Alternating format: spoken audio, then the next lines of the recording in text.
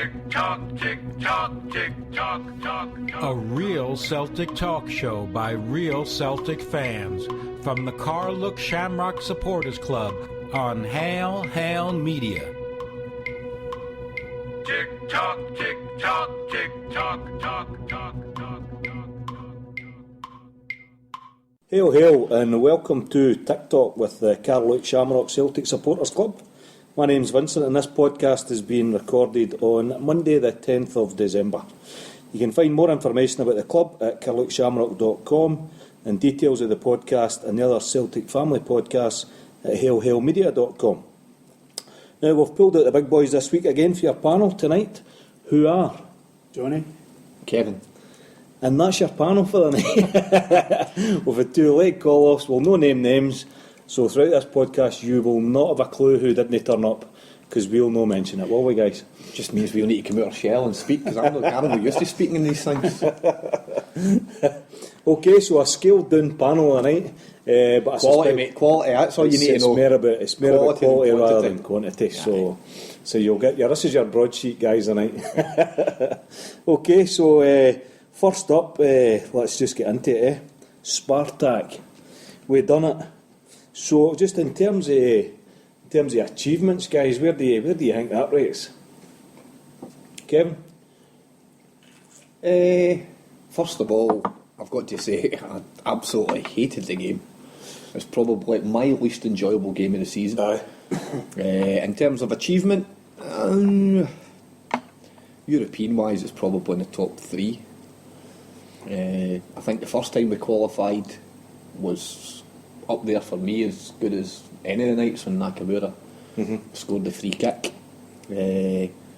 But it's a great achievement for the club, based upon kind of looking at the other teams that were in the group and the financial muscle that they've got in comparison with us. It just shows you the value of getting an away win in Europe. Yeah. Because obviously we drew one of the home games, and we still managed to progress, and it's testament to the players that they've managed to do that, and the manager as well. So it was really, kind of really strange atmosphere, Johnny, wasn't it? It certainly wasn't the same as the Barcelona game. it wasn't like that. Were we all back in nails? You're worrying about the other game, aren't you, at the same time, and and the noise that went up. I think it was just after, just into the second half, there was a noise that went up, but it was one of the noises you knew there was nothing happening in the other game. And what I was getting told about the other game was that Benfica were. If anybody was going to Have you saw Benfica again? Benfica. Honest to God, the chances they see the chance they missed. 95 minutes and 3 seconds, and the play but's over the bar where it was easier to score. That would have been one of the Man City, Man U moments for last season. Right.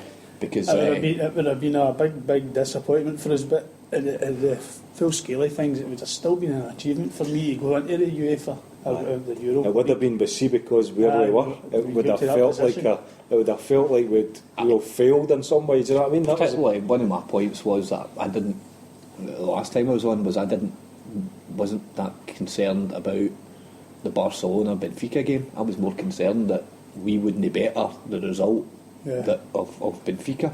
Right. So that would just have been turned on its head if they'd managed to win there. And you're right, I mean, they had 4 absolute sitters that they missed. So before it, the closer it came, and the more nervous I got. I really didn't enjoy it. I was a bag of nerves. From them equalising, it was probably the most horrible game I've been at this season. And you just didn't think they were coming, and I disagree with you. I think the players thought that. I thought they'd see the shout that went up. The shout that went up 55 has been minutes. timed with this was Messi coming on. Aye. So that was the shout that went up. That was the shout. I've heard that, but the boy behind us had a radio. He's like, I don't know why everybody's cheering, because it's still nothing each. But then when you hear Commons talking about the fact that on the pitch they thought it was nothing, and I was getting worried because they were playing a triangle between the goalkeeper, one of the full-backs, back to the goalkeeper, across to the other full-back, and Celtic weren't pushing forward, and it was obvious at that point that the players looked as if, well, it's 1-0, we've not heard anything to the contrary. Surely if it was something to the contrary that they'd be telling us from the side. So I've got to say that made it worse, because I was getting very frustrated during the game. I was actually quite calm through the game. I enjoyed it. It was a great experience. It was a different experience for me for some reason. I don't know why, but I just thought it was one of the nights we were going to go through, nothing was going to get in our way. I just said, I don't know how I felt actually. I'm trying to think back because I had a couple of beers before it, so I was a wee bit mellow. But as the game went on, and actually again it was intermittent 3G, so I was getting something, and then I wasn't getting it. So I was trying to, as soon as that shout went up, I was trying to find out what the hell was that, and then the boy in front of us seemed to have had a better signal, and he was getting something. He's like, I'm sure it's nothing each, but when my nothing each, I thought it was just. Wasn't there a refreshed page or something like that? So I was sort of panic. It's quite accurate the Barcelona game, and I think it was Ashley says to me, "You beat Barcelona, surely we'll go through now." And I had to explain to her What Celtic's all about. It would be quite easy. No, but it could have been quite easily, and it nearly happened. We could have lost the next two games after beating Barcelona. But the other thing is that we're 4 seconds away from topping the group. Do you know what I mean? For the other side, it's just unbelievable. At the moment when they get the penalty as well was surreal, because I was, at that point, I seen the referee whistle in his mouth, raised his finger, and I knew he was going to point to the spot. So in that moment, it was like yes, and frig, and I won her. And I couldn't. I was at Lennon, couldn't watch it. I eventually turned around and watched it. Seen it hit the bar. It looked as if it was in slow motion. Seen it hit the line, and didn't know if it was going to come back out. And then you seen the top of the net bulging when it bounced back up, and that was. I mean, I couldn't even cheer. Everybody around about was going berserk, and I felt as if I was ready to keel over by a heart attack. it was the full game was like that for me. Right, so let's take the line up then, because actually I've got to be honest. I'll come in later on, but in terms of the line up, were you surprised at how he lined up? Guys are just refreshing their memory here from a bit of paper for the lineup. Yes. Matthews not playing was a surprise to me. I thought he did well against Barcelona, although I did say before the Barcelona game that I'm not so keen on kind of right fullbacks playing in the left. I felt that he merited staying in the team. It's my pet hate in football. The opposite. It's funny, but that's what was as a goal in Benfica. The first goal, Matthews playing at left back. But I mean, the rest of the team. I mean, Izzy Gary coming in was a surprise for me. I thought he gave the ball away an awful lot in the first 25 minutes. Players that I wouldn't have played, I didn't expect him. Well, I probably did expect him to play, but I wouldn't have played. Were Brown and Hooper. I wouldn't have played Brown, and I didn't expect him to play Hooper because I just didn't think. I think he's getting better, but I didn't think he was that kind of. He was that role, although he did go with him, with kind of Samaras throat him off type thing. I thought Samaras was just absolutely outstanding. I thought he was fantastic. He's still got the capacity to frustrate, however. He can be world class and absolutely mince in the same move. Do you know what I mean? Do you know what I mean? I thought Scott Brown and Chris Commons were superb. But before I wouldn't have played him. I just thought actually I didn't think he was fit for a start.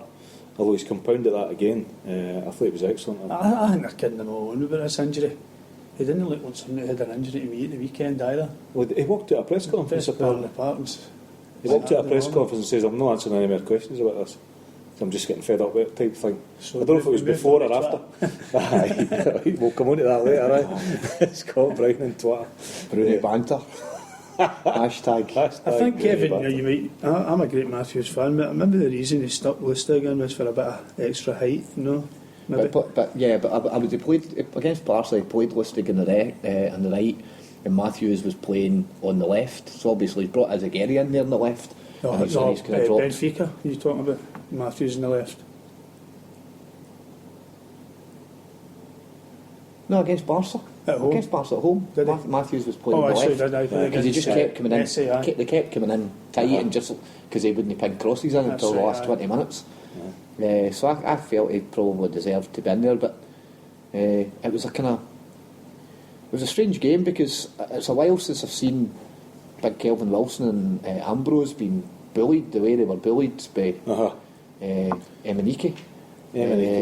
I thought him and even the guy that scored the goal, I thought it was an exquisite finish, and it just opened up. It was actually one of those things because I'd been shouting at Izzy to kind of overlap Mulgrew, and he actually did, and then he got caught so far up the pitch he never managed to get back. Let's come back to that goal. What about Celtic's first goal then? Hooper. Just opportunism. Just knows where the goal is. David Provan, I think, called it right. This laddie just knows where the goals are. Just bounced, and there was no other thought in his mind. Not to take a touch. Not to go in the goalkeeper. Just make sure he gets a clean hit in it. Yeah, a bit like Johnny Mackay in his younger days. Just shoot on sight. But you can't underestimate it. I went back and watched that a couple of times, the finish. I know a few of the guys in the other podcast, Paul Larkin as well, was talking about it, just saying, just an exquisite finish. The thing about it was he's got a bit of luck. Samaras, it was a terrible ball and the boy made a hash it. That's right. But Hooper, the way he's finished this, he's not gave the goalkeeper any chance to settle, to get in any position, to narrow any angles, bang, it's in the net. And the goalkeeper was quite far out. He was probably towards the edge of his box when he hit it. He thought everything was under control. So Hooper's aware of that as well. That's why he's cracked it first time. Here's a question about Hooper then, because actually for maybe a few weeks before, 3 or 4 weeks before, I'd been no his biggest critic, but it's just actually wondering why he was persevering when he was so out of sorts and actually no contributing that much in my eyes for a long time. But actually, I don't know why I didn't criticise Lennon, but I don't know why I think I know better, because I obviously don't. But actually persevering with somebody like that, is that just, this guy has got goals in him, and he might take a bit of stick, but is that just it? Is it just persevere with this guy because that's what he can do? And you would have him in, would you have him in your team every time? If I would play him. I think the early part of each season he started very, very slow. I don't know if he's been top goal scorer, Kevin. You don't know if he has or not, but it must have been last season. He scored five in the last game. But he's definitely, if he's full fitness, I would have him in the team. Lennon loves him. I think Lennon's made it clear that that's what he's. I love him too, but I've been critical about him on the podcast as well. I don't think he's looked interested in lots of the domestic games against the lower clubs at Celtic Park. But to be fair, I think a lot of them look as if they've been going through the motions in that respect. Passing it, training games, just passing for the sake of passing, not with the purpose of getting forward and trying to get goals, not playing at a kind of high level pace where things will happen and they can be pressurising teams as much as I think they should when they're playing at home. But he's obviously rising at these big games in the Champions League. And they all are, actually. He's not having any problems getting the team up for big games. But I think there was a conversation on one of the other podcasts, might have been Beyond the Waves, just talking about that. And actually, through their conversation, they were cutting them quite a lot of slack and just saying young guys actually mentally to get up for a game, to the heights of Barcelona and then having to come back and play Kilmarnock. But I've got to be honest, I know they're young guys, but I slightly disagree with that, actually. Do you know? I actually think if they're professionals, and particularly see when they're not playing well, so you're at home against St Johnstone or Inverness or whoever it is, and you know the team aren't playing well, I would be expecting them just to go out and even just start kicking or start doing something and actually just up it and put in a bit more effort, even if it's not coming off. That's the bit that actually... We spoke about this before. It's a learning curve. I mean, I said that Manchester United, the usual teams, they do it all the time. They play Champions League and go out and win their game on Saturday. And if you look at most of the teams, a lot of them struggle. It's part of playing Champions League football and playing domestic. And is it what we've just got to put up with, given how young the team is? You just need to look at last Saturday. You're playing against Arbroath on the Saturday. With all due respect to Arbroath, they could probably get as good a game off with the Celtic kind of next gen squad. You want to make sure you don't get injured, albeit there's got a lot of changes in that game, which is something that I think does affect teams if you change too many players in one go. But then you're playing against Moscow on the Wednesday night, who've spent 100 million in players, 150 million in players. There's just it's not even the same stratosphere. And I look at that, and because I've not been critical, and I've had a few Twitter arguments with people who are hypercritical that they're not trying, and this and that and the next thing, and I'm not that concerned about it, and if the players will get the same attitude as me, then that'll be why they're probably going through the motions, because I'm going to the games, and to be honest, the most important thing for us has been the Champions League run, and I would have sacrificed more defeats to have got where we are just now in the last 16. Because to me that's been the be all and end all. What are we going to be looking forward to from now until the 20th, and then from the 20th through to mid-February, start of March for the games at Celtic Park. Is that when it is, 20th? So That's a draw, it's an unusual. 20th is a draw, and then the games are over an unusual period. It's over 4 weeks. All right. The round of 16. Oh, that's right. So I'm going to come back to you to see who you would like in the next round, but let's stick with the game then. So we're 1-0 up. You're quite confident we're playing quite well, or are you thinking actually it's easy peasy? I say I had the confidence into the game. I thought we were going to do it anyway, but that team actually looked a better team than they did in the home game. Aye. Especially, I don't know if that guy played in the home game, but I'm sure he did. I'm sure he did. There you go. But, definitely. honestly, You in the summer was too early. I was in my in-house watching it myself. There you go. That's how bad my memory is. So he really gave the defence a torrid time. Well, he's a £10 million player, is he? No, is that the boy they got for 10 million? And he never scored. Who was it that scored? Harry. But as Kevin says, when you see the He's goal, Brazilian. Harry. When you see that again, but it's Aye. just What a finish. but it's I thought like actually Wilson. I thought he was getting to it. I thought it was in 2 minutes where to punch it. Because it looked you as if see the if he jumped, he was space. going to stick it up in the bar. you see the space that was doing that side, and actually I watched it a couple of times, and I watched it a wee bit in slow motion, and the guys that should have been breaking their back to get back Aye, weren't they? weren't they? You know, Izagiri was jogging, and I'm not sure, the other one might have been Mulgrew, or I'm not sure who was trying to cover, but there was a jog going on, and actually you're thinking, right, when are they going to put on, you know, break their neck together? The whole goal was a calamity from the second. Ambrose got turned quite easily, and then Kayal bounced off him in the centre of the park. That's And right. at that point, it just opened. And to be honest, like, where we were in the North Stand, you could just see acres of space, and you're like, this boy just has got any kind of looks up and sees what's happening, any awareness at all. It's just he's going to play him right in here. Played him right in. The boy just great finish. To be fair, but we've not gave away many goals like that. No, we in haven't. the Champions League, you know. So that was quite unusual. And actually, maybe if we're going to criticise MD, you know, Izagiri tends to get caught like that, you know, and he's not the quickest sometimes in getting back. But then if he's got Charlie Mulgrew playing on the left beside him, or Commons, or whoever it may be, if he goes forward, surely the midfielder's going to take his position up. Yeah, somebody should have covered it, and I think he expected somebody, and maybe they expected him to type thing. You know, it was that kind of. I mean, the game. Go back to what you were saying about the fans. I think everybody was absolutely bricking themselves, because I tweeted before the game that at 25 to 8, there was no more than 2/3 of the ground full, and looking about us, it was kind of, compared to what the Barca game was. I mean, everybody, the place was rocking at 7:15. That's right. And then even at that time, there wasn't an atmosphere. Music was blaring over the speakers, and it wasn't the actual fans that were generating the atmosphere. And I tweeted that. I says, look, slow to fill up here. Atmosphere seems a bit flat. I hope this isn't a tasty things to come. So I'm glad I don't sit beside Know him. that he's pessimistic or not. you're right. Eternal optimist. I was sober. That's the difference. I did a couple of pints. Actually, just on that, they seem to have brought quite a number of fans. They seem to have that kind of wedge in the corner. Aye, but somebody said to me, probably half of them are from Russia, from London and stuff like that. Half of them Russia.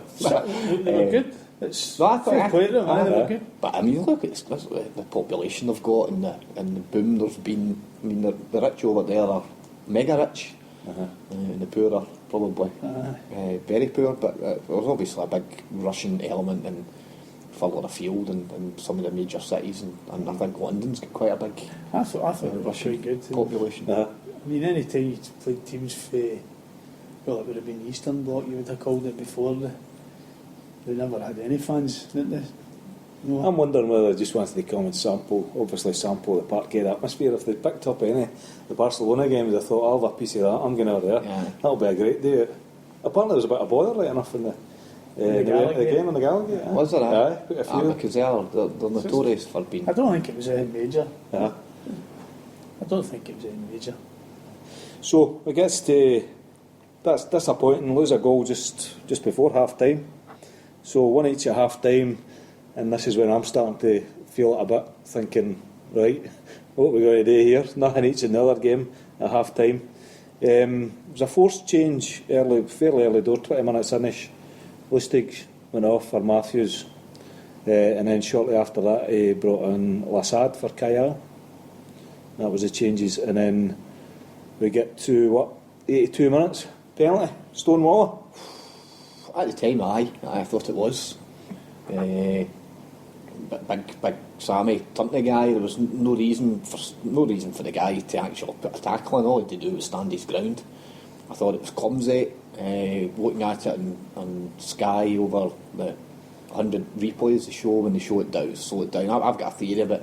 You can slow anything down enough to make it look as if there's no contact, even if somebody breaks their legs. But it was one of the...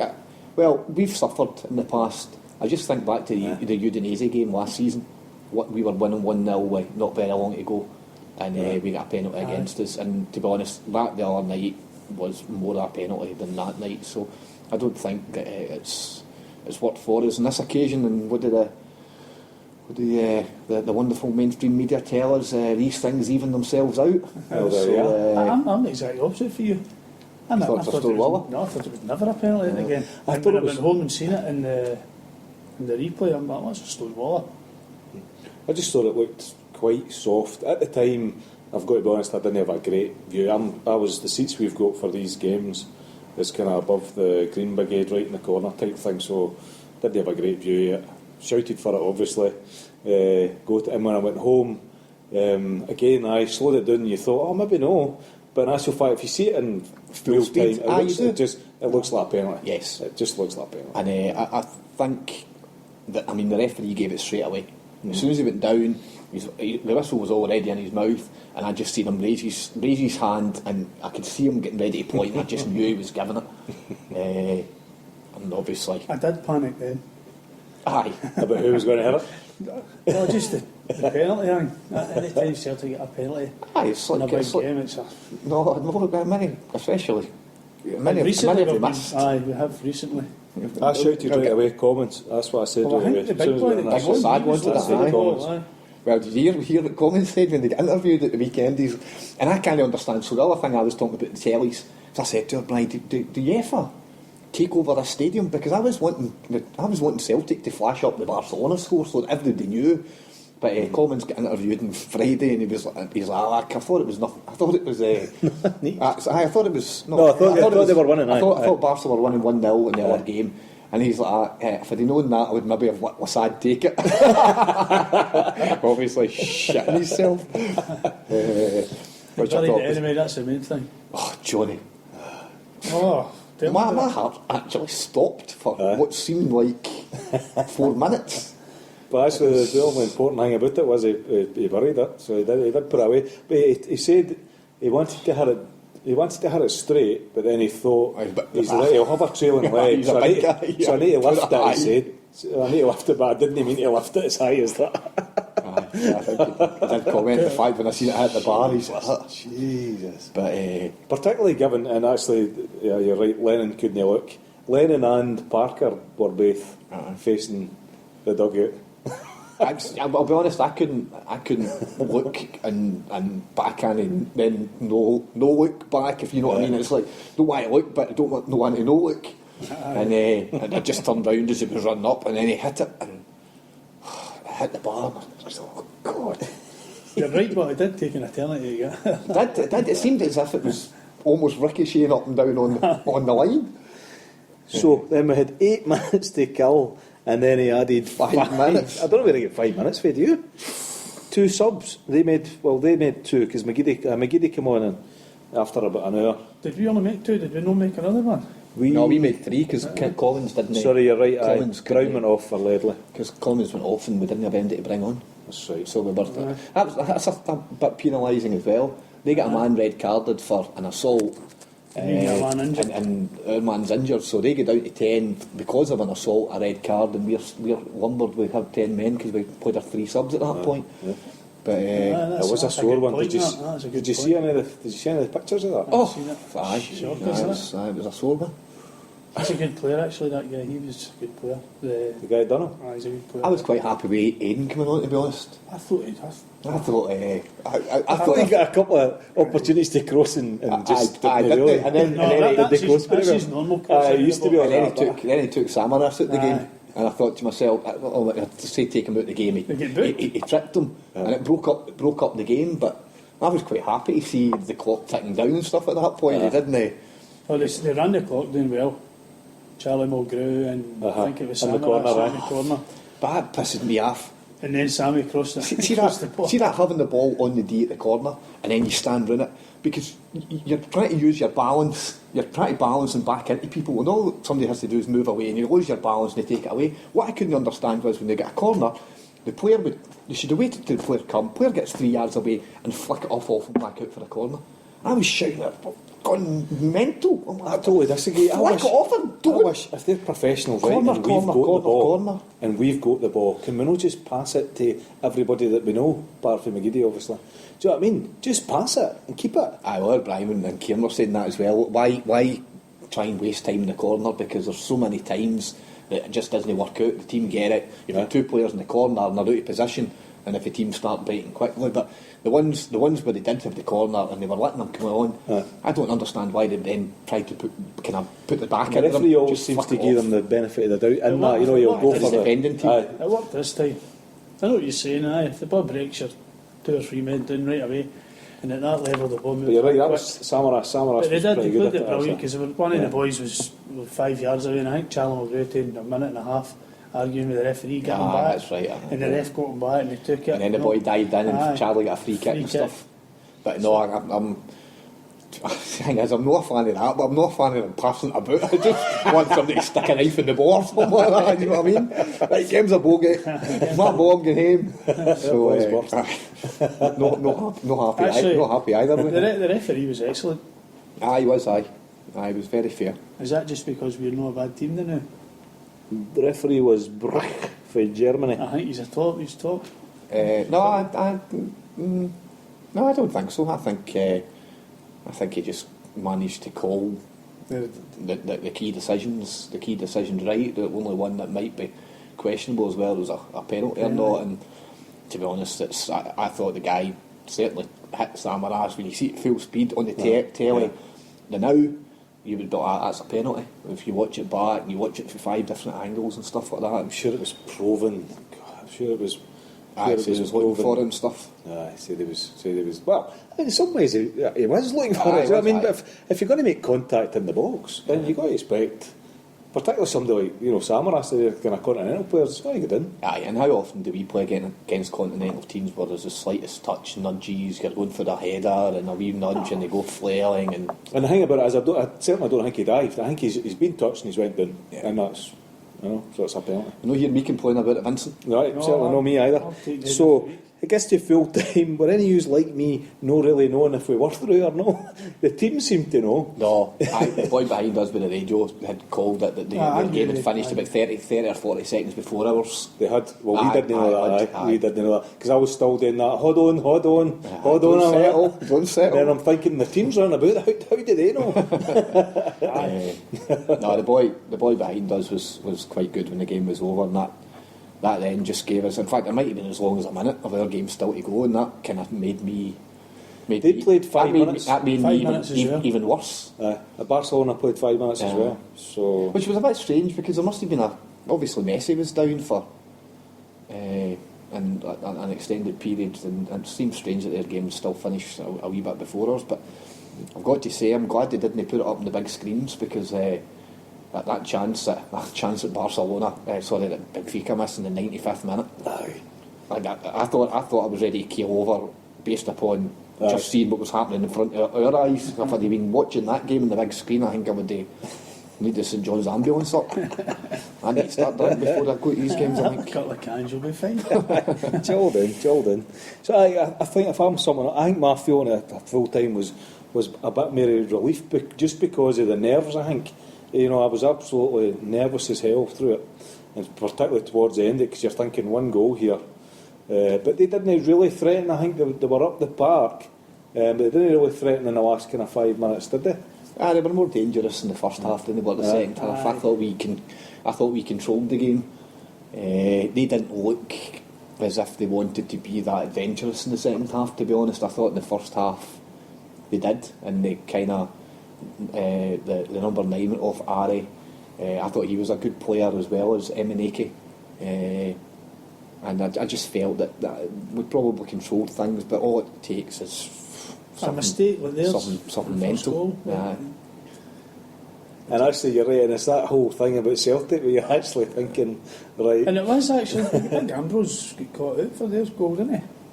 And then the two of them ran into one another. I just think that Celtic being Celtic, they don't do anything. I know. And you were waiting for that last kind of twist in the tail, do you know what I mean? Sting in the tail. Aye, what you expect. That's when the penalty hit the crossbar. Aye. Okay. So there we were. We're through last 16. How do you think it was reported then? I know Nene has really partake of the old media, but apparently, there was things in the paper. Well, not very much in the paper. Put it that way. I don't know. The only thing I listened to was what do you call it? Was it Five Live? Five Live, I listened to them. They were raving about Celtic. You seem Incredible. it seems that I mean, They're the certainly money getting- they've spent, and Manchester City 400 million out, Chelsea 350 out, Celtic 15 million through. I mean, they really got good. More They're for the definitely English getting side more of credit things. than there than they are up here. yeah, they are. I was about to say that. There Down was- south, it seems to have been There was the a big accolades. column in is it the Times? Somebody tweeted it today. The Liverpool boys tweeted it, and they're raving about John. Is it John Park? Yeah. Aye. See, The Celtic are buying players to learn them the game, but he must see something in a player that He's he knows definitely is- got. He's definitely got that. Aye. I mean, he must have. He did it at Hibs. He's definitely doing it with us. So I think according to this article I read, it is Envious eyes towards them for for the big Big clubs. Premiership clubs. It kind of depends what the guy wants, because I Aye, mean, I because he's not suspect. young. He's not young. But I he's not also young guy. suspect he's getting well paid at Celtic. So do you know what I mean? Aye. I don't know if at his age whether he's ambitious as much to go to somewhere like the Premiership and do what he's doing down there. I don't know. The only thing is, you would imagine that the type of thing he's doing, he's spending a lot of time away from home, so it doesn't really matter whether it's an English Premiership club or whether it's Celtic or whether it's another. He's still going to be spending that time away from home, looking at these players in different Because places. there's no doubt about it. You can spot a talent. Oh, aye, Because, aye. I mean, look at the boys for Hibs. I mean, you could name a Hibs team if you Aye. could have kept them together. They That's were right. They were a good potential team. challengers for Aye. the SPL. That was an excellent team. Going back to the report, and I thought I'd deliberately went home and I'd recorded the game, but I'd recorded the kind of hour programme after it, the Champions League goals, and it was priceless because somebody tweeted that Jamie Redknapp's brilliant. So it was Jamie Redknapp, Souness and Wilkins in the studio, and Jamie Redknapp was grinning here, and he's like we're talking about Celtic. He says, like, I think this is potentially one of the best performances in a group that we've ever seen in the Champions League, certainly from a British club. He's like, he says, I'm absolutely thrilled and delighted for them. He's like, I'm not too sure that these two guys to my right hand side will quite share that. And to be fair, both Souness and Wilkins were saying we're praising Celtic, which if you've watched Souness and Wilkins over the piece, it hasn't really been a consistent feature. Souness is always quite happy to kind of downplay us and upplay the zombies. So he was actually kind of fairly fair, and so was Wilkins. But I thought Redknapp was tremendous, and it just built on top of. I think Sky's coverage of Celtic has been tremendous. considering it was cancellation Sunday and all that kind of stuff. I enjoyed digressing a bit, getting back. Is this the cancellation Sunday that you championed but then didn't take part in? Is that I did take part in. I did take part. After the Ryder Cup, was it? No, I did it straight away and then renewed it for the Ryder Cup. But I thought the Sky coverage has been great. I enjoyed Glenn Hoddle saying that he supported Celtic as his Scottish team because of the Lisbon Lions. Oh, I didn't hear that. Before the Benfica game, they did, and the other guy was the guy in the Peter Keys. That's not him. Keith? Jeff. I don't know Jeff Shreves. Who's the other guy that's in the studio with Sky The new Sports guy with the studio? blonde-headed guy. Can't remember his name. Oh, I know who you're talking about. The guy that presents Super Saturday. Anyway, he was also saying, he's like, you never got football. He's like, one of the first football matches I can remember seeing was Celtic and Lisbon winning the European Cup and stuff like that. And Hoddle was talking about Celtic being he's like, sorry Ray, Celtic was my team. So I think Sky's coverage has been great, and it was good. Jamie Redknapp, and I think to reiterate your point, the coverage down south has been far more positive and upbeat than probably what we've seen up here. But that doesn't bother me because we know what we're up against, and I don't buy papers, so they can write what they want. They're not getting any money off me. So the only time I see a paper is at my dad's. My dad still gets his jump for there. Do you know at the stage I can't look at them now? Yeah. Even when I get into a shop for a can of juice and I just cannot look at them. Or the other time you maybe see something through Twitter where somebody's saying what about this and what about that, and I find myself now and again I'll go in, I'll click on and then regret it. I done it the day with Jackson. Jackson. I don't know if he's read it. What was it? No, I didn't. Basically, but Jim Traynor is the most knowledgeable football journalist. We're going to come on to that later on. So. No, I don't. Jackson's the new. I look at it. I look at trainer. it. I look at it on Twitter as well. So if somebody posts a link, I'll go and I'll always click on it if it says there's no click through advertising, because lots of the guys copy and paste it and then put it in a Twitter longer link or something like that, just so there's you don't get any advertising click throughs and stuff. I would always encourage that. So. Okay. So next round then. So we reckon the 20th is so a week and Friday is a draw. Week and Thursday. Week and Thursday is a draw. 9:30 Celtic. 9:30 Celtic Park time. Where are we going to do that? We need to go and do that together. A day off, is it? I wonder if Marshall Summerhouse is open. Yeah, I'll say to Marshall, I'll try and get that set up for the Shamrock boys. On the big screen. Aye. Right at all. So, who do you want then? I'm not caring. The bigger the better. See, to be honest, when you look at the teams that are in it, there's not a bad trip. Well, that's the first thing I thought about was the trip, because I'm hoping to get away. Yeah, I love Germany. I've been to Germany to see Celtic. I've never been to Germany. I think there's 3 German teams we can get. So Schalke, Bayern Munich, or Dortmund. Dortmund's where I want to go. Schalke, I think I've been to Dortmund. Schalke, I would take. Where is that? Where's Schalke? Do you know? Germany. Cheers, Gelsenkirchen. A higher geography kicking in there. Gelsenkirchen. But any time you go away, the German fans are. Any time I've ever went away and it's been Germany, I think the German fans are very, very hospitable, very friendly towards you. They understand the difference between kind of Celtic fans going and just there for a good time, a bit of a party, and enjoying themselves versus kind of ultra nationalists, English fans, right wing fans. They Zombie fans. I won't be going to Juventus, and I won't be going to. I wouldn't go to Paris, because I was at Paris the last time. It was a nightmare. I wouldn't mind going to PSG. That was one of my picks. No, I didn't like it. What, the ground or just the? Yeah, you treat it like herded into the ground like animals, and we were nothing like that. No, Brian was there. Oh, it was terrible. My other one is maybe a week in Malaga. Malaga sounds good. Yeah, quite fancy that. Somebody was saying, I heard somebody saying today that we need to play the first leg at home. Is that right? Aye, because we're second. Because we finished second. Aye, so do you think that'll make a difference? Well, when we went to Seville, I think the only team we played.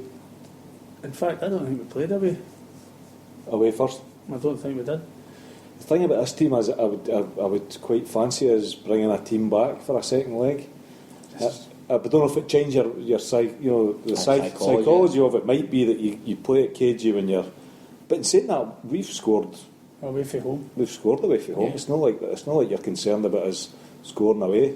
But it just means that maybe you would play it a bit tighter because you don't know what you're. Aye. You know, It's about not giving anything away when you play your first leg at home, rather than knowing what you've got to do to. A lot of folk are saying the Man United. I watched Man United yesterday. want We're not Man ready for Man United. but I just don't want. We've had Man United. Do you know what I mean? I just don't want Man United again. They've got so many options to. Aye, I but mean, they don't just play the one way like Barcelona. They've got so many different. But Johnny, they're not any less. Oh, let me get my terminology here right.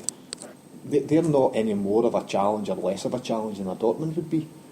Or if you go and play Bayern Munich, or you go to PSG, I think potentially playing against them as a kind of Battle of Britain, British style game would is more of a chance than we would if we played against Dortmund. And the fact they did play well yesterday, and they've got kind of really quick in the break, they've got players that can destroy you or destroy teams on the break. I don't think that should make us more frightened of them than any other team that we could actually face. I just want something different, you know. I just want something that I've certainly not seen, like It'll be Malaga probably or Schalke, a German team, maybe.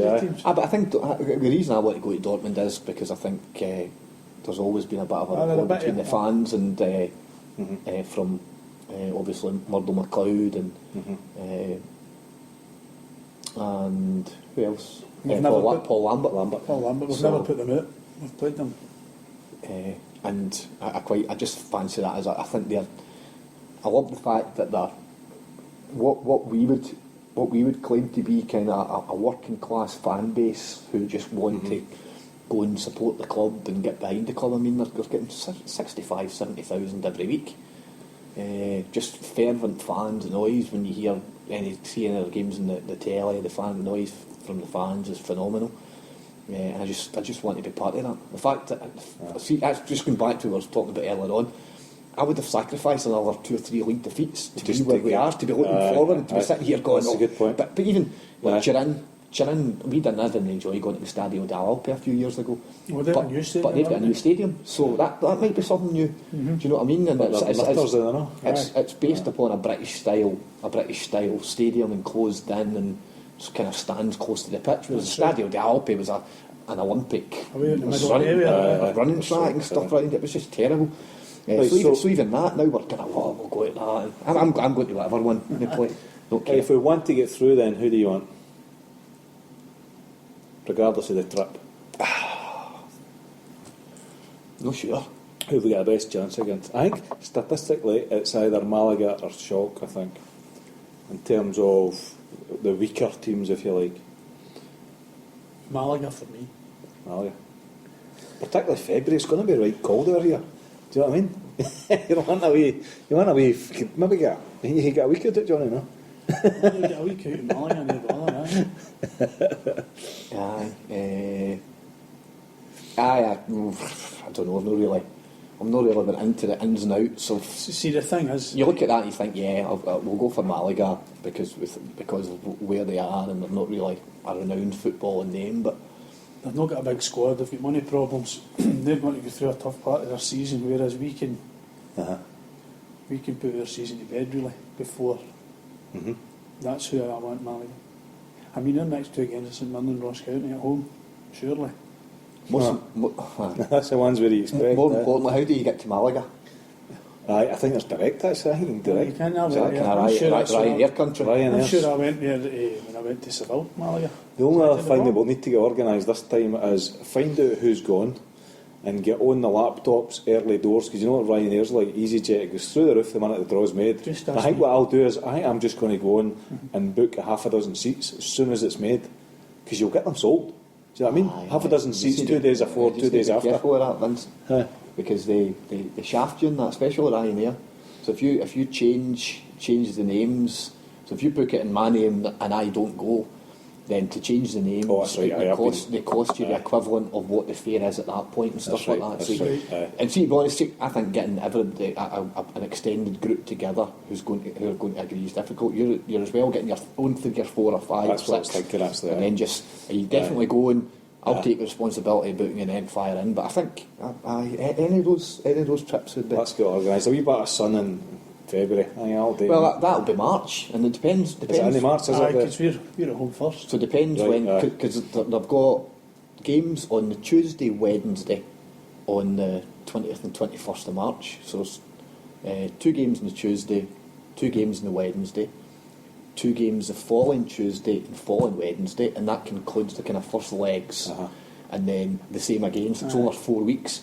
So if you were playing in that second group of games, then you would find that it would be probably mid-March. Right. You would be heading over I'm to... sure it's the 12th or 13th of February and the 20th of March, am I right? Is that right? Is it? No, I think it's the 12th and 13th, and then the 19th, 20th of February for the first games, and then the other ones right. are the... Obviously, this the is all games. subject to discussions with wives. Obviously, if my wife's listening, I haven't actually just to presumed that I'm going yet. This isn't getting Alright. saying that. And on That means she's going with him.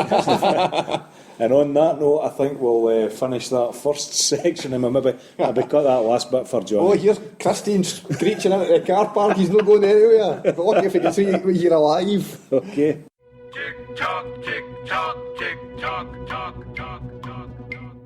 Okay, welcome back. So we're just going to move on to our next game, which was away to Kilmarnock, and unfortunately I was on the train en route to Edinburgh for a wee Christmas lunch, so I'm going to rely on you guys to tell me all about it. Certainly saw the goals.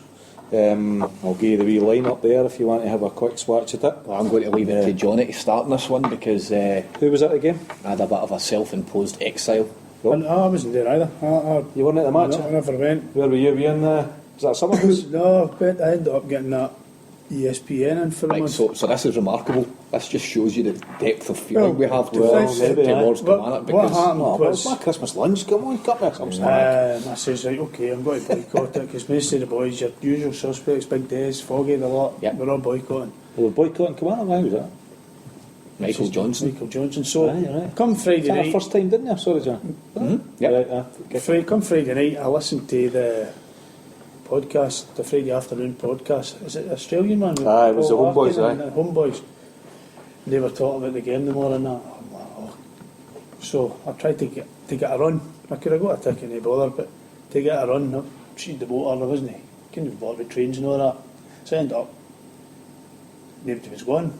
Kevin wasn't gone, Brian wasn't gone, Steve McLaughlin wasn't gone, the youth, everybody. Steve McGraw. So it was a bit of a boycott. So I watched it on ESPN. Great performance. I thought they were great. Brown especially again. Matthews. He's my man. I'm not going to say it again, but I've said it. Was it because? But am I right in saying that did they play a 3-5-2? He started off that way. Then So he played 3 at the back. what happened was in the second half he just matched up with him, didn't he? But is that the lineup? Because I think we've played that once before, and I'm sure it was a game that Matthews was absolutely outstanding because he's got that kind of wing back kind of rolls. Is that how he was playing now? Aye. He was bombing. I saw the bits I saw. He was bombing, didn't He he? made 2 goals. He Yeah. cut back the first goal for Yeah. Brown, and he had a tremendous run for Sammy's goal across, and Yeah. Big Sammy done his best to hit the crossbar. Aye, they showed you that on the telly. Can I speed? There was something like 28 passes or something like that. Every Celtic player player touched it, and then there was. I think you're right. I think it was about 28 passes. 22. Sorry, 22 passes. Right. But I changed in the second half to match up with him. Who was it he brought on? He took his Aguirre off and brought Kyle on, and Went to a back four, went did to he? a back 4. But who did he put left? Must have put Mulgrew, but Mulgrew got there, did he? But it wouldn't matter. But the system he played in Saturday, it was one-way traffic all the way. Aye. Although I've got to say it, 1-0. They had a great chance at the start of the second half. Mulgrew got a block in. Aye. It was probably the most clear-cut chance they had, Aye, other than the it's- goal they scored. Aye. Big Mulgrew got the block in, and then I think within 3 minutes Celtic had been up the park and scored their second goal. I don't think it would have mattered whether they scored. If they'd have scored 2, they'd have scored 5. Aye, it was just one of the. But no, it was very noticeable. The crowd was down, because normally they both stand behind the goals. I'm not a great fan. I don't enjoy going down there. Obviously we won the league down there last season and stuff like that, and that was a great day, but having been down most games over the last 5-6 years, that's not a place I've got a great fondness for. Looking all the way back to the days when Tommy Burns was there and we just couldn't beat them there, and if we'd beat them there 2 years ago, what's his name? Robbie Keane. Aye, that was his first game, wasn't it? So was there something kind of semi-official about the boycott? No, I think it was just people's belief was that Michael Johnson took the coward's way out by abstaining in the vote over whether a new club should be in the SPL, taking Rangers, the dead Rangers position. Every other club voted against it, and it seems to be widely accepted that Michael Johnson is a Rangers fan, ex-season ticket holder, and obviously couldn't bring himself to vote against the club he loves. Yes. And even although sporting integrity and all the values, that was I think the day afterwards that there was I don't want this to get an explicit tag, but sort of a Kilmarnock fan group had hired one of these trailers with the billboard, and it just went round, Michael Johnson is a chunt, right? And they just wrote about Kilmarnock, their own fans. So I think so. It wasn't a formalised boycott. My feeling on it was, I said at the time that I wasn't happy. I wasn't giving them the money. It's 26 and I just nothing had changed enough for me to do it. I needed to do Christmas shopping. Went into Glasgow, ended up watching it in a wee boozer just off Argyle Street, and then went and continued doing my Christmas shopping. So I seen the game, didn't want to miss the game, but by the same token, didn't want to give them the money. Now, if it had been a bit warmer, if it had been, would my attitude changed? Possibly. I don't feel it would have. I do feel quite strongly about it. I think there's been dialogue with the supporters clubs, because they had a big flag in the stand. So that. Obviously they've only took one section of tickets. Because the tweets I saw were about Kilmarnock fans. You know, it not being. But they're never there. There wasn't a great support. Home support. I don't know. And there's no first time I've missed Kilmarnock, then no different. It's the same at the time. But I did enjoy the wording of that big flag. So it said, I think it said Ayrshire's finest, and it had a badge in the middle, and it had the League Cup and a few Scottish Cups the other side of it, and it said a club with history. And I thought, well, lads, you've nearly got me back on side. I might come down there the next game later in the season. It was quite funny. Did they buy that history off like any other? They didn't buy it or anything like that. No, it's theirs. Actually, the crowd was 6,000 odd. It's usually only between 7 and 8 anyway, so there's only about 1,000 years. But I would have went in the last minute. I mean, but for you not to be there, for Foggy to not be there, for Des not to be there, for me not to be there, for Brian not to be there. Aye, and we're all going to be up to Arbroath on Wednesday night. That's the diehards. That's the diehards, definitely. Aye. But great goals actually. For what I saw, some really good goals, and Matthews looked outstanding, and he seemed to be prominent in every one of them. It looked fairly comprehensive. It was, everything went right. The passing. I mean, they for the first 10 quarter hour they were trying to put it about, but they're too quick. Celtic now. I can't remember who it was that said it. I don't know. I don't think it was Burley. Playing these big teams, Celtic have started to move the ball a lot quicker. A bit quicker. I mean, that was 22 passes, and every player in the team had touched the ball. Fantastic. It does show you that all their Scotland Strachan, sorry, it said the vast majority of their domestic games where they're struggling are at Celtic Park, and that's there must be something to that. It's that boy that sits behind me. You heard him? Oh, aye. He's annoying. I couldn't sit up there actually. I couldn't listen to that. And you just look at the performances they're putting in away from home. You know what I mean? They cruised at Aberdeen, cruised at Tynecastle. But I mean, is it flat? I mean, because when the Green Brigade are there, it's not like it's a really flat atmosphere at Parkhead. It's one. I think it's a psychological analysis that's required there. I think it's just going through the motions. Coming back for any time we've played, and then we've got a bad result. We've come back for a Champions League game. Kilmarnock after.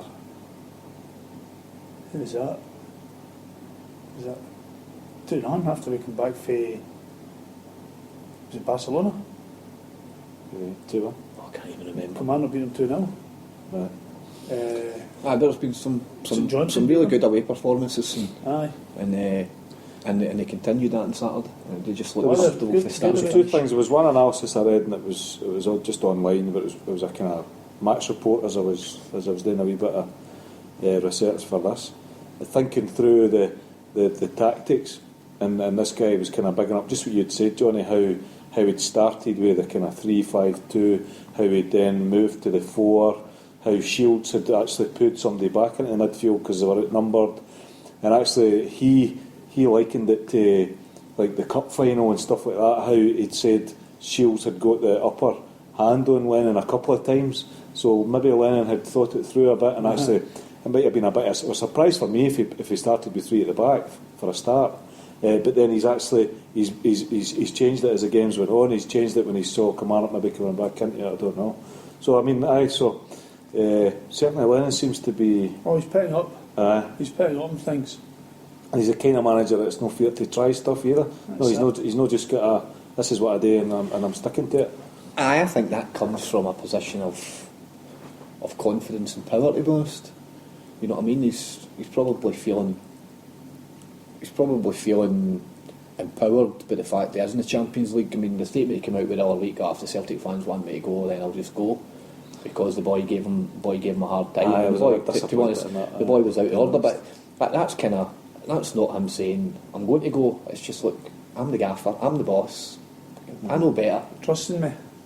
I just thought it was kind of toys at the pram a bit, you know. And I said maybe just kind of heat the moment type thing, do you know what I mean? But I was a wee bit kind of. Did you see the boy? But no, I never know. Apparently, the one that got most photographed in the paper wasn't the guy that was giving him the chip. After the game the other night, there he walked over to the same place apparently, and gave a wee wave over. He's had the guy in. Apparently, you know, hear that? The boy's been trying to contact him. They went over when he came out before the start of the Arbroath game, cup time, and over. And the same boy was, and he said to the boy, and they kind of made up. But nothing. To be honest, it's some out now at Mohill, the presser. Can you imagine? But they've got to try and find something. Do you know what I mean? Because as far as they're concerned, you know, there's nothing. I've got a world record club that's getting the biggest crowd. I've seen big jokes seen with a few guys with the scruff of the neck many a time. It's not a bad thing. I mean, I'm not saying that he shouldn't be going back to it, but actually, I was more disappointed when he came out and what he said, and probably in reflection he probably thought that himself, thinking actually maybe I should be as out. But actually he's out today or yesterday on Sky Sports saying how he's got his eye on the Premiership and stuff like that. He's ambitious to manage in the Premiership, which again, fair enough. I mean, I think you'd be more surprised if he said he wasn't. But I don't know what the timing is. I don't know if there's contract talks or something. But you're right. He's in a serious position of strength right now. I mean, his stock is at an all-time high, and surely Premiership teams are looking and thinking, hold on a minute. And it's what I've always said about players. It's like, can you get 10 million for Arthur? And a season later, or 3/4 of a season later, you're lucky if you can get 2 million for them. And lots of players are like that. Do you know what I mean? It's very often. That's where Celtic are now in terms of the players. That's why when somebody came in for 9 million for McGeady, there was no chance he would ever reject it. They needed the money at the time, but even if they didn't need it as much as they did, they would still have done it, because what's the point? And is his value going to go much beyond 9 million? No, it's not. If he gets a knock, or he gets a poor season, or a poor start to the season, and then he goes in January, you get 4 million for him. So it's about cashing in on your assets, and to be honest, and cashing in at the right time, isn't it? Somebody like Key, for example, you know, he's not kicked the ball since he was in there, but actually the timing was just perfect for us. Got decent money. I think we'll be fine in January. I don't think we'll let him go in January. I think it'll be summertime there. I'd be disappointed if MD wanted to go. But again, somebody comes in for 12 million, 13 million for Big Wanyama, what do you do? Well, I don't know, I think you can wait for him. Big France. So get back to the 25 and not a penny less. A big who? Big France. Well, that's funny you should say that. He said that to me like Who's the about a year boy ago. who's the boy that Jason that have on? Mellow Birds. Oh, oh God, what's his name? The Parrot? Aye. I heard him in one of the podcasts at the weekend there saying that French journalist said know how they like to talk up there. Uh-huh. He says after that performance of Barcelona home game, he says Victor Wanyama will walk into any team in Europe, no the Premiership, any team in Europe. So there you're talking.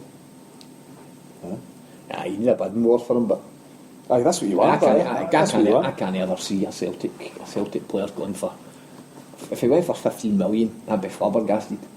Sorry, I think he's probably worth more than that. You get more thinking about the league that you're in and what they would be expected to pay, I think. Although the counter argument to that is he's played in a Champions League group and he's excelled. He scored a goal against Barcelona. He's bossed games, and I guess that's the counter argument. But the fact is, he still plays in Scotland. You still don't see what his performances are like week in week out against top tier teams. Aye. Which can we all raise our game against? I think you're right. I think something like 15 million you would be. What's he buying for? A million? 2 million or something. I mean, I wouldn't want to sell him, but I'm actually thinking realistically, I don't think somebody's going to come and give 25 million unless you get into a kind of we want him, no we want him, no we want him, and that's their ideal situation. Do you know what I mean? You get them up to about 20 million or something, or 18 million. The only way that would happen is if they get through the group of 16 and maybe get to the quarters, and then, well, you get to the quarters, kind of anything can happen. Do you know what I mean?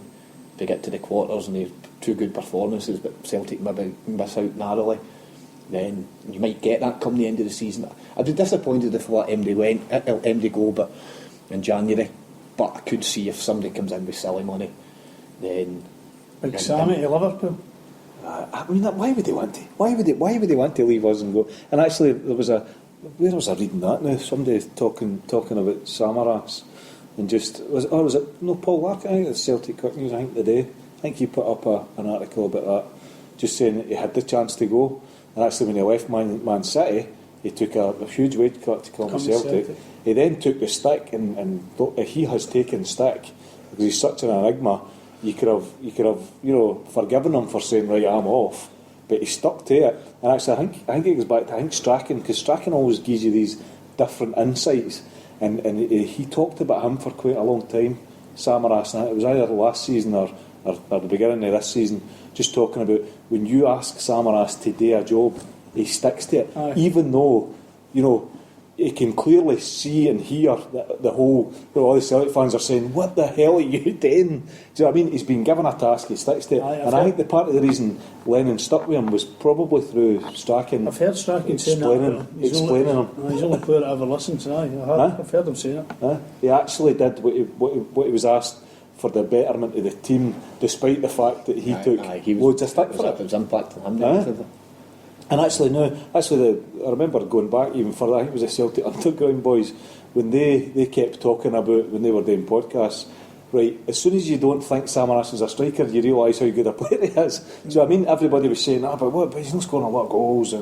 But actually, when you think about him, as a striker, you actually think he's a really effective player. He's our most feared player, and certainly in Europe. Definitely, I could see.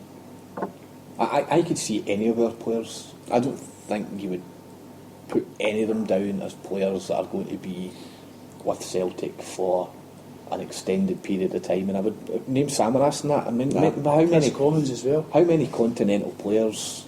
Commons is probably the one I would say will be there because of his age and you're thinking his performances in the Champions League have been superb. But you look at Sammy, and he's been with Celtic now for is this probably his fifth season? I think he's one of the longest serving players. You look at that, the age he's at, he's I think approaching 26, so he's become to the peak of his powers. So the next contract he sign will be the one he's looking to get mega bucks for. And but he does strike me as the kind of guy who, if he's happy, actually I could see him being a guy that would hang about. He's definitely got the fans on side now. Do you know? And he's appreciated by Lennon. He's playing some brilliant football, particularly in Europe. He's two games away from everybody going berserk at him again. But the only thing I would think is I don't think that'll ever disappear with him. the only thing I think might get him to move is probably the climate. Yeah. Do you know what I mean? I was going to say continental players. For do you a know what I mean? continental player to be here for that length of time, especially someone from a kind of Mediterranean country where the weather is so much better than ours. It wouldn't surprise me if he did move on. I would hope. That's why he's getting through in the Champions League's so amazing, because see, but you come at the end of the season next year, the end of the season this season, we hope to be, and fully expect to be parading the league trophy. You've had a great run in Europe, and then players start thinking, all right, okay, do I really want to leave? I'm enjoying it, and look, we've won things, and could we maybe go another run again next year? It's just whether that's But if you don't get enough to the top four in England, you're not going to be playing Champions League. Do you know what I mean? So unless you're actually getting top 4 or 5 in England, you're not going to get that. Whereas you're in Scotland, you're going to get Champions League guaranteed virtually for the next 3 years.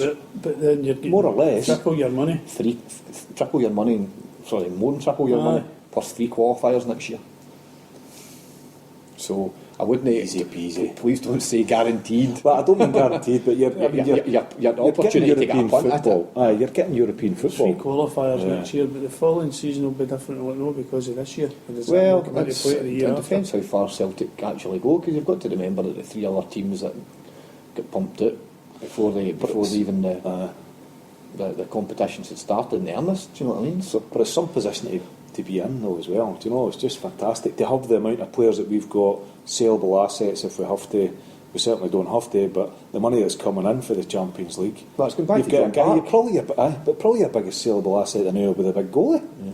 Do you know what I mean? It's John Park. You want the conveyor belt coming, because when a Wanyama leaves, or a Kyle leaves, or a Sammy leaves, or a Foster leaves, or an Izzy leaves, you want Matthews. I mean, clubs queuing up to get Matthews. You want the conveyor belt to be continually churning out players. He's been doing his job right for so many years with the clubs he's been at, or the two, I don't know. I know he was at Hibs, then he's getting Celtic. So I would imagine if they're gone, that he's got somebody lined up to come in the place. That's what I'm saying. And Big Foster. I'm not saying they're going to be good or as good as Wanyama's and that he's brought in, but I dare say he'll have somebody in mind for each position. Your big goalie at Man City's getting you're just a shite Fraser Foster. I've seen that. Norwich fans are super shouting. Brilliant, excellent. Okay. See the big man booked for booting the ball away again. Foster. Sunday. Aye, at the goal. At Kilmarnock, was it? Booted the ball in disgust after he lost the goal. And actually, again, he's getting you on kind of, and that's what I like. Exactly. Obsessive about it. Brilliant. That's what you want. He didn't just boot it out the disgust. He booted it out the park in the stadium. That's a great thing, I love it. I love goalkeepers. I hate losing goals. Okay, a wee segue there. A couple more games to look forward to, and we'll wrap up this section as well. So we're off to Arbroath game. You saying you're actually off to Arbroath? So you're not going up. So Johnny's. I was saying I had a ticket that I gave to wee Andy McLeod, and I went and dropped it just before I came here. So I was asking him how he was getting up, and he's like, I'm going with Johnny and some guy from Cleveland, Disco Des.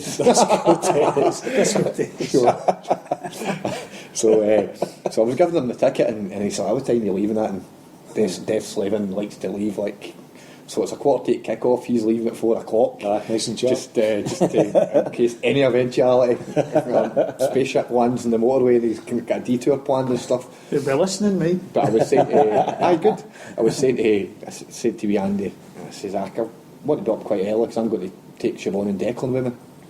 And I say, so I'm going to leave quite early so they can get a good bit of the terracing. He's like, what? I'm like, the terracing? He's like, what's a terracing? I'm like, go back in the house and Google the jungle. Celtic the jungle, and then you'll see what terracing is, son. He's like, what's the terracing? He's like, do you stand? I'm like, see, Serco are getting this every week. They're getting back to their roots. A new experience every week. I thought that was quite fun. I'm looking forward to taking up. So what do you think then? It's going to be a tough one, actually. 4-0. Aye. The last time I was there, we scored 9 goals, and I don't know if it was 9-1 or 9-0, but When was that? Was that in the 80s or the 90s? I'll tell you who was our manager at the time. Danny McGrain. How was it between them? Between managers? No, Danny McGrain was their Arbroath Arbroath manager. Oh, sorry, Celtic. I thought it was between managers or something. There would have been... Well, McAvenny scored a hat-trick, Andy Payton scored a hat-trick, I can't remember the other 3. Who would the manager have been? William Brady, maybe after Brady. Who was after him? Did he buy Payton? I thought that was Andy Payton McCarry. scored a hat-trick, McAvenny. It might have been McCarry. Was it no their Brook fans? Did they not run about with the dodgy beards on? Is that when Hangman McGrain was the manager? Did they all run about with the false possibly, beards or something? So, I've got to say, I'm kind of looking forward to it. I just hope it's not too cold. What the cold, believe me. What division are they in? Half an North Sea, that. What division are they in? Second, I think. It's second division. They're a big team. That's quite a big team. Aye, is it Gayfield? Is that Yeah, Gayfield. And then there's a biting one coming off the North Sea. Well, they've got to. I hope they fancy it then. It's one of the ones where you're actually thinking. I can see. You should.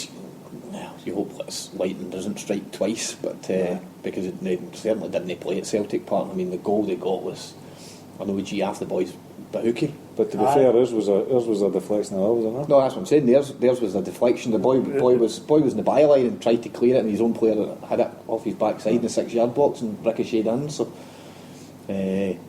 but to be honest, I took the tickets thinking I might get rid of them, and I've ended up in a farm white out.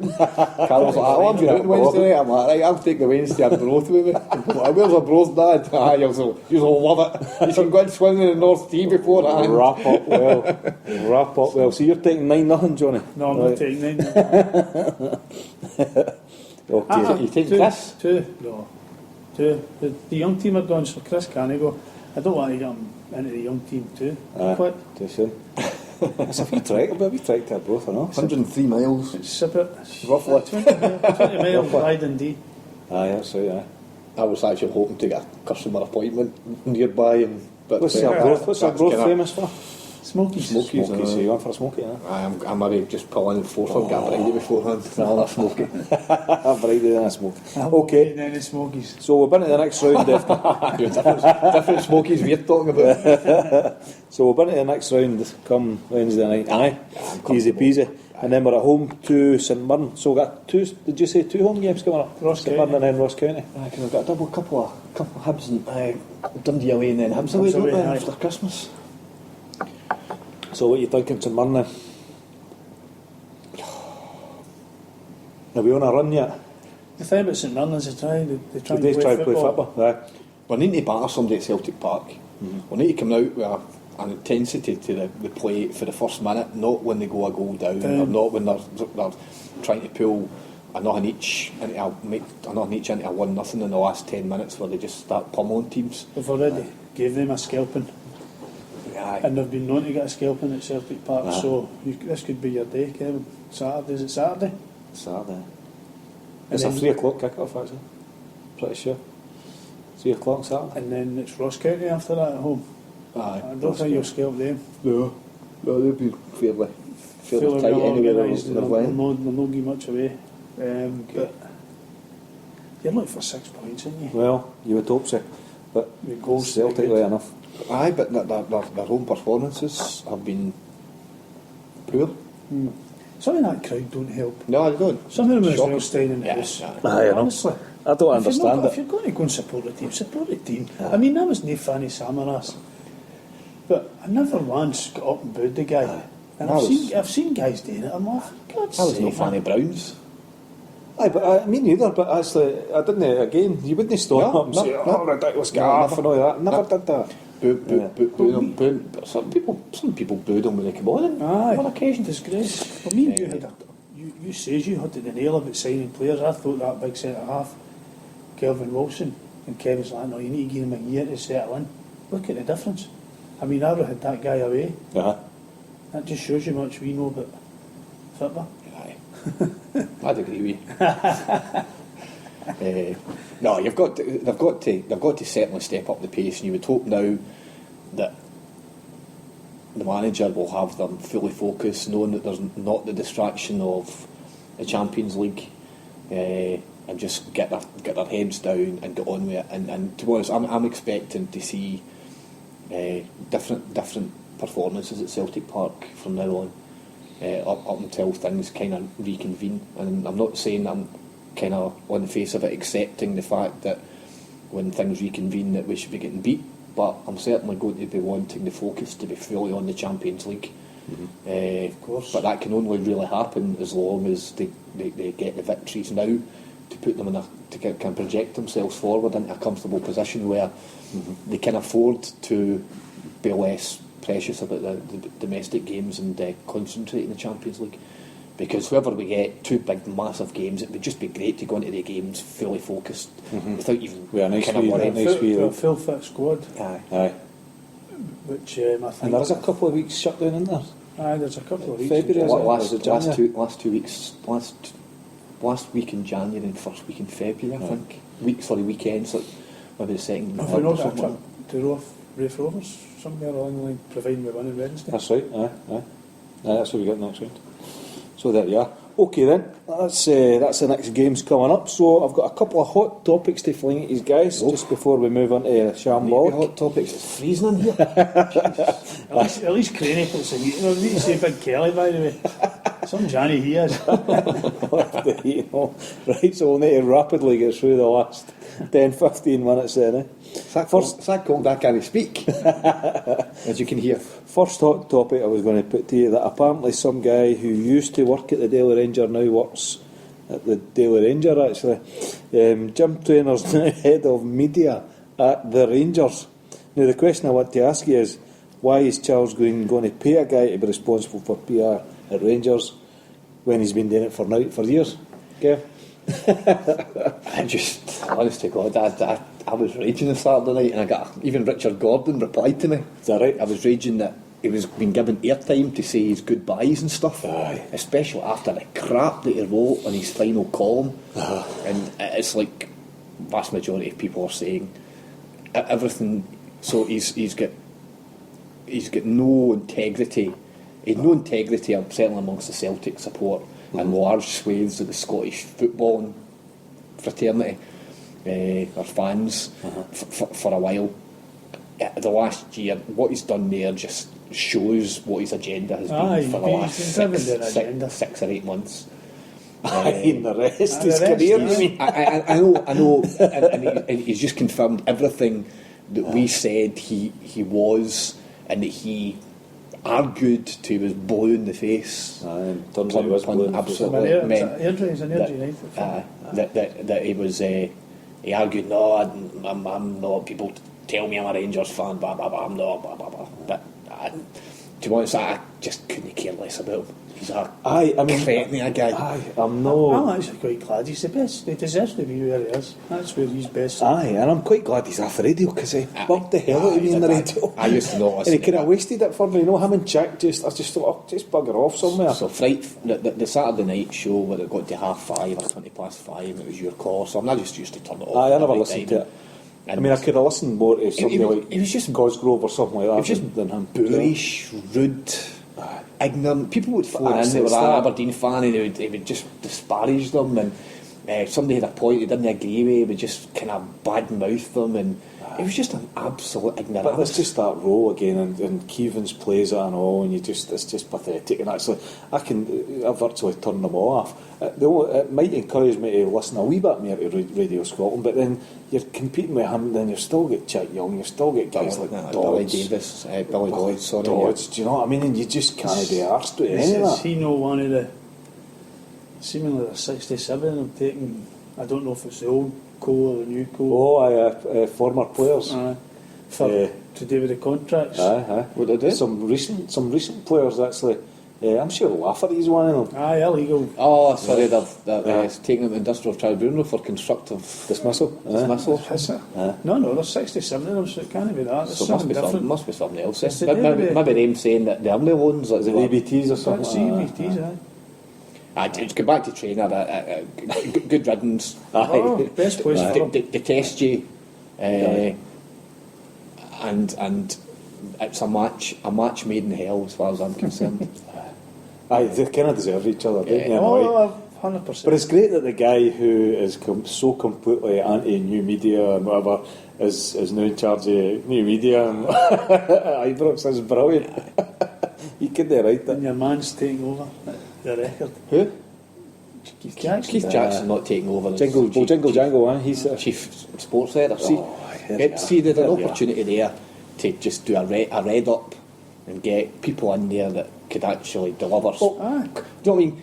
As a Celtic fan who is absolutely doesn't spend a single penny on traditional media, the Daily Record had an opportunity there to try and get some decent quality journalists in, do away with all the deadwood. You've got rid of trainer who's an arse. Why not do a complete cleansing of the footballing department and maybe try and get football people to buy the paper? See, I disagree, but I disagree from the point of view that if it's a business decision, whatever I know the circulation for all newspapers falling, but if it's a business decision, their market is primarily is the Huns. So actually, I'm thinking they're probably doing the right thing. Just bring it in, keep churning out the same crap, and they'll buy it. And Celtic fans have moved on. We're in Hail Media. We're everywhere else. I mean, I get all my output, and none of it's from the newspapers. Very little of it's for the radio. Do you know what I mean? So actually, I wouldn't miss it. I'm quite happy for them. Just do what you do. Because actually we've well moved away. And actually, you're right. And I was reluctant to even put it down to discuss it, but I thought actually it's probably one of the hot topics. The second one I was definitely reluctant to, but I just wanted to put it down just so I could snigger. And that was the 140th anniversary birthday thing, whatever it was. And actually, I think Stirling summed it up. Stirling Albion fans didn't miss them, did they? They summed it up, and it was just simply more like 140 days, and that just summed it right up for me. So that was brilliant. And actually, I don't want to spend any more time in this podcast on them anyway. So my final hot topic was Lionel Messi breaking Gerd Muller's world record for most goals scored in a calendar year, 86. Is he the best ever? And actually, before you answer that, did you see the camera on him immediately after his goal? No. So he scored the 86th goal. He scored his 85th goal. He's equalled it. Scored his 86th to break it. And he's walking away and he's pointing to heaven, and you can see him, he's all happy, and he gobs down his own chin. And it just proved he's human after all. He just kind of grabbed it right away, and I was like, so I know he's broke the record in the calendar year, but many games has he played? 87 compared to Gerd Muller and Sorry, Pele. No, I think it's 67, and I think Muller did it in 60. Gerd Muller did it in 60. So it's a wee bit. But hold on a second, it was 40 years ago. Really? that is phenomenal. Football then was a different game from what it is now. So Gerd Muller's was Pele's was in 58, Muller's was in 72. Right. So Pele was done it when he was 17, when he won the World Cup. Sorry, Pele. How many has he scored? 86. Pele was 75. So Pele had 75 when in 1958, and then Gerd Muller beat that by scoring the 85 and 72, and then so football 40 years ago compared to now, it's just moved on. Yes, and I'm privileged to say that I have seen him in the flesh 6 times, and every time has been a joy. Messi. I've seen him. And it's great. 4 times, it's great that the game there, that at Celtic Park when he beat him, and he was playing and he was trying his hardest. He was raging to get beat, and like wee Aidan, my nephew, was there. Just loves Barcelona, thinks Messi's brilliant, and they were there to see him because, you know what I mean, the longer time goes on and the bigger the delta grows between the top teams and the teams like us that aspire to be eating at that top table, then the chances of seeing him back at Celtic Park, I guess, diminish. But I mean, to be fair, he's not up against Ambrosio and Wilson every week, so I mean, you've got to cut him a bit of slack for that game. Do you know what I mean? So apart from gobbing down his own chin, we're thinking he's certainly right up there. Oh, definitely. he's just such an inspiration to young players as well. Mm-hmm. You never see him going mental. You never see him throw tantrums. You never see him. I mean, he lost the totty a couple of times against us.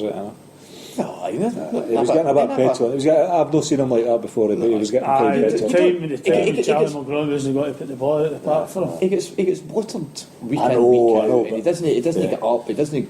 I just think if any child, if your son or daughter, if they're playing football, and you want them to aspire to be like anyone, it would be Messi. Not just like his that. football I like the ability, way he but just plays. everything. I'm talking about the smile on his face and actually how he loves what he's doing. He loves playing football, and you can just see that. You could see him just playing football in a public park and loving it. Well, then I come on last week, got his injury last Wednesday night. And did you see him? He tried to shoot. He tried to shoot when he'd already had a right good belt. Keep him else out. He's getting intensive treatment, kind of 20 hours round the clock, so that he can play again on the Sunday. What he will have to do to eclipse the two guys is do it in the world stage. Well, That's the one thing that's missing for him, isn't it? Aye. He's actually doing it at a World Cup. I'd love to see him because I like Argentina. They're my favourite team.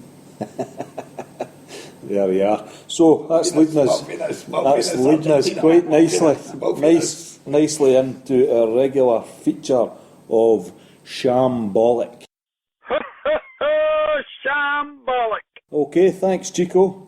So the subject I flung you this week was players you wish you had seen in a Celtic jersey. Now I know some of our panel members have got a wee bit mixed up with that, so I'll lead you and then you follow. Excuse me. Could you actually point out this panel member who got mixed up on it? Don't tarnish both of the same brush. One of these did. So I wanted you to give me two players from any era that you would have loved to have seen in the hoops. Now, they weren't playing in the hoops, so they didn't play for the hoops. So these are two players that you would have loved to have seen in the hoops. And I'll kick you off with two of my favourites.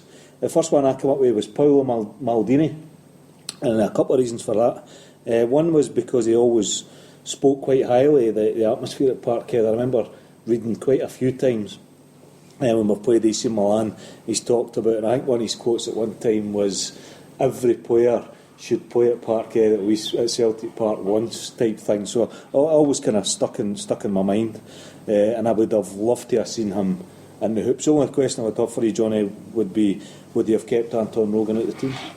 No danger. Bad dog. Okay, my second one, seen as a dream team. Whoa. No, I can run the table. You get no, listen, you I've got to get my two because torpedoes, don't you? I don't think you've got these two. So, I bet you. well, seeing as a dream team, I'll let you guess actually, right? I went for a Brazilian, and I went for real name Arthur Antunes Coimbra, Zico, known as the White Pele, better known as Zico. Well done, Kevin. Briefly played with Udinese, mainly played with Flamenco, 123 goals in 212 games, but will always be remembered for World Cups. Well, for me, Spain 82, I think, is the one. Falcao, Socrates. I can vividly remember the free kicks. But again, Johnny, my second question would be, any better than David Proven or Murdo? So they two would be I would have Maldini and I would have Zico. I would have loved to have saw Zico in the flesh. You go, Kevin. See, I tackled this in slightly an obtuse way because I thought it was too easy to try and pick up players that were kind of a Pele or a Maradona. So I've chosen for personal reasons. One of mine is Stephen Fletcher. Stephen Fletcher? Yeah, and the reason for that... I gave you anybody. The reason for that was, had we signed him that January, my feeling is he would have secured us the league. And that was Gordon Strachan going for 4 in a row. It was the start of them getting 3 in a row. And I think if we'd have got 4 in a row, we would have got 5 in a row, we would have got 6 in a row, Lennon would have got 7 in a row, and we'd have been going for 8 in a row this year. So I'm looking at it from that perspective. I needed a I needed a kind of Celtic angle to it that it was going to benefit. Stephen, I gave you any player in history, Aye. and you wanted Stephen Fletcher. Stephen Fletcher to have helped contribute to going towards 10 in a row, but maybe that's me just being parochial now. And probably I was going to say I would want two of these two players, because in my opinion they come together. But probably it would now be three, so it'd be Xavi and Iniesta, right. and Messi, I guess, as the triangle there, the triumvirate. But I look at the two of them and just part every time you see them, watching them in the telly and seeing them in the flesh a few times. I think it was Xavi that's always spoken very, or Iniesta, sorry, it's spoken very fondly of Celtic, and Celtic are more than a club, they're like Barcelona, they mean that's right, it's like you're fighting for a people and a cause type of thing. But again, kind of Slater, Payton, I mean... What is it Wayne Brady said about Slater, he'll get bums off his seats? Heading for the exit. No, in the house. £1 million. Aye, that's big money this time. Stuart Slater. But so I would so I thought it was too easy to just go for a Messi or a Pele or a Maradona, so I decided to go a halfway house for the purposes of Celtic winning leagues. I would have went for Fletcher at that particular moment in time, and the only other thing I can is any other goalkeeper, Rob Douglas for Seville. Because we did have Shea Given, didn't we, on the books, and then Lloyd Macari sold him. Aye, that's right. Brad Friedel didn't have him on the books then. Sorry, I thought you meant he was on the books then. No, Brad Friedel. So a picture of him. Is it Big Marshall, Brad Friedel, and Shea Given training in Barrafield? Right. They're like, which two of these did we sell? That's right. Friedel and Friedel and... Was Friedel not just there in a kind of a trial extended or something? loan or something? Was it? Extended trial. Bloody hell. But, We were bad at that. He's 40, playing at the top level in the Premiership. So Shea Given still playing as well. But at that time, I'm sure Ante Niemi moved for about £1 million at the same time, and I always thought he was a good keeper. that was the guy that I wanted. I always liked him, and he went for Douglas. Don't get me wrong, big grab. Actually, he was less to blame for me than Bobo, to be honest. He made some good saves in the run to Seville, but in the actual Seville itself, he was found wanting, unfortunately. Is that my two? Right, Johnny, give us it. Zinedine Zidane. That's easy for you to say. I know. I don't think the guy gets the credit he was due by. Aye. I think he was a top player, bare feet, tackle, good in the air, scored goals. I liked Zidane. Like to mix it occasionally as well. He was capable of mixing because he was 6 Never foot 2 or take empty something. shite either, as he proved in the World Cup final. Best place to do it, Head butter, And another one, an all-time favourite of mine. You'll bide now because you're old enough. Mario Kempes. Kempes, yeah. I don't have too young for him. They used to call me that up the park, by the way. Honestly? Some upstairs or just And I had the long kind of hair. I had the long hair. Mario Kempes, I loved him because see during that tournament he had a hard time of it. Something happened in his family, I think. Like his brother or son got killed in a car crash, and he went on and played, and I'm sure he scored goals all through the tournament. The other one I'd kind of pondered on was Van Basten or Hullet, somebody like that. I loved Hullet when Hullet was at his prime. Remember that AC Milan team, and that was just a phenomenal team. The wee boy, Baresi. I toyed with him as well, but I thought I'd already had a defender in there. See, if Maldini, I was going to say, if Maldini was playing for Celtic, they could have just played like nine attackers, a goalkeeper, and him in defence, couldn't they? He's got some record, that boy. He's won the European Cup. His dad's won it, I know. That's right. His dad's managed. Cesar Maldini. So I'm still gobsmacked that the players that I could have allowed you to Fletcher. you took Fletcher. Do you want me to tell you the two Celtic players? Right, aye, go for it, because you'd slightly misinterpreted Johnny Thompson. You'd have liked to have seen And in the hoops Johnny Thompson. Johnny Thompson and Jimmy McGrory. Aye, I definitely would love to have seen McGrory. Yeah, I'd love to have seen Thompson. I thought that was the angle you were going down. We already covered that a couple of weeks ago. See if you actually listened to the podcast. I've never missed one. Wish you'd seen. You only listen to ones you're on, don't you? No, I don't. There's only ones I don't listen to. You don't want to listen back to them. It's alright, you get filled in with all your I've got to say, blowers. I'm not coming back on the Vincent's there. That was too hard, man. It's hard work, isn't it? You need to come out. But I mean, to give the listeners a clue, that's a week's lie time you've got there. I've gave you a week. I've followed it up 3 times. But I've got an auto delete for you. Remember that? So I've only got your latest reminder of the night. Come on, Stephen Fletcher's not that bad. Stephen Fletcher, I think that'll I can see what you're going for, right enough. No, from a Celtic's perspective. They scored a goal, 1 or 2 goals. If they would have scored at Easter Road that day anyway. Yeah. Because they'd done everyone else but bar score. Yeah. And the only other thing was maybe somebody, I was trying to think, cast my mind back at the season when it was 8 in a row and we had the Canio and Cadet and just somebody that could have fitted into that team to have guaranteed us to win the league at 8 and stop rain to get it at 9. But aye, somebody with a big guy. Murdo McLeod type player. Aye. We never had it. We had Peter Grant, but Aye, well, real enough said. Aye. Somebody would just have been able to complement and protect those Matthias other players. came to mind actually at one point. I was thinking, I was trying to go through all the countries. I'm and surprised think you went for a defender as well. I know, I understand the Celtic, but the feeling for Celtic or the feeling for the atmosphere at Celtic Park, but defenders are never. I know, because I was a kind of flair type striker myself. I know what you're saying, and you're just surprised I went for the defence. My ears are hurting me. I can't remember that last pick. Let's go. Okay, and on that note, I think before we freeze to death, because the heating's off, we're just going to wrap it up. So look out for our very own BJ Mac hosting next week's Tic Talk. Oh dear, and that could be a very messy one. But for now, I'm Vincent at Vincenzo Sir on Twitter, and our panel have been Johnny and Kevin. So a very good night to you. Hail, hail. Hail, hail. The thing I want to see the most is the Glasgow Celtic score.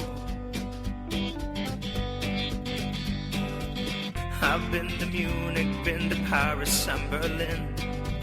I watched injustice fall upon you in Turin, and I've shared the pain and glory with the friends that I have made as I dance from place to place in green and white